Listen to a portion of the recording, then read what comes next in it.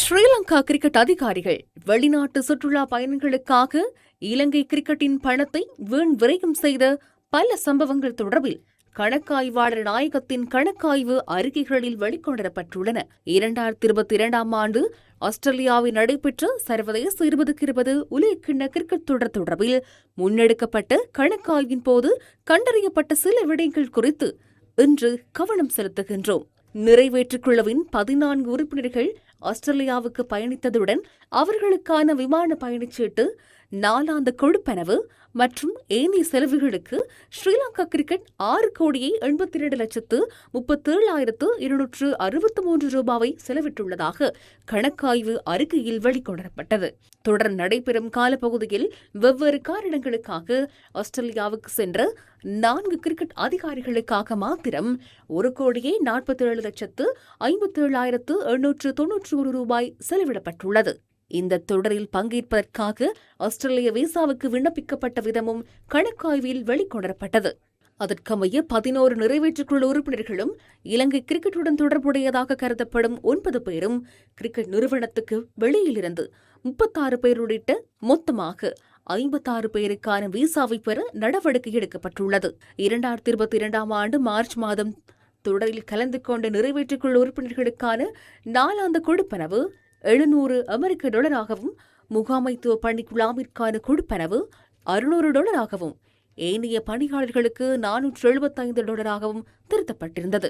இது 2014 ஆண்டுடன் ஒப்பிடும்போது 75%, 71% மற்றும் 46% அதிகரிப்பு என கணக்காய்வு அறிக்கையில் தெரிவிக்கப்பட்டுள்ளது.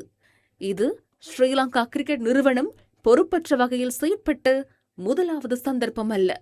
கிரிக்கெட் விளையாட்டு ஒரு சிலரின் தனிப்பட்ட சொத்து அல்ல. எமது நாட்டு மக்களே அதன் உண்மையான உரிமையாளர்கள். எனினும் தற்போதும் இதனை ஒரு தனிப்பட்ட சொத்தாக கருதி தோல்வியின் அவமானத்தை நாட்டுக்கு ஏற்படுத்தி இவர்கள் என்ன செய்கின்றனர்? மக்களின் விளையாட்டை ஸ்ரீலங்கா கிரிக்கெட் என்ற ஒரு சிலரிடமிருந்து மீட்டு வெற்றியை நோக்கிட்டுச் செல்வது எப்போது? நீங்களும் கிரிக்கெட்டை நேசிக்கின்றீர்கள், நானும் கிரிக்கெட்டை நேசிக்கின்றேன். நம் நாட்டு மக்களின் பெரும்பான்மையானோர் கிரிக்கெட்டை நேசிக்கின்றார்கள். ஜனாதிபதியும் கிரிக்கெட்டை நேசிக்கின்றார். கிரிக்கெட்டை நேசிக்கும் இளைஞர்களின் எதிர்பார்ப்புகள் நிறைவேறும் வகையில் எதிர்காலத்தில் நடவடிக்கைகள் அமையும். அந்த சட்ட மாற்றங்கள், நிர்வாக மாற்றங்கள் என அனைத்தும் கிரிக்கெட்டின் முன்னேற்றத்திற்காகவும் கிரிக்கெட்டை நேசிக்கும் மக்களின் எதிர்பார்ப்புகளை நிறைவேற்றும் வகையிலும் அமையும் என்பதை மட்டுமே என்னால் இந்த நேரத்தில் கூற முடியும்.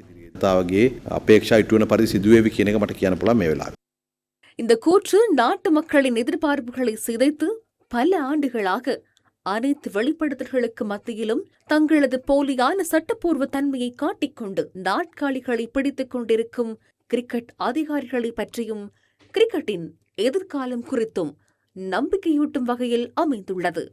இருப்பினும் இவை அனைத்தும் மிக வேகமாக நடைபெறுவது மிகவும் முக்கியமானதாகும். சுமார் ஒரு தசாப்த காலமாக கிரிக்கெட்டை அளித்து இந்த முறைமை மிக விரைவாக மாற்றப்பட வேண்டும். மக்கள் இது குறித்து விழிப்புடன்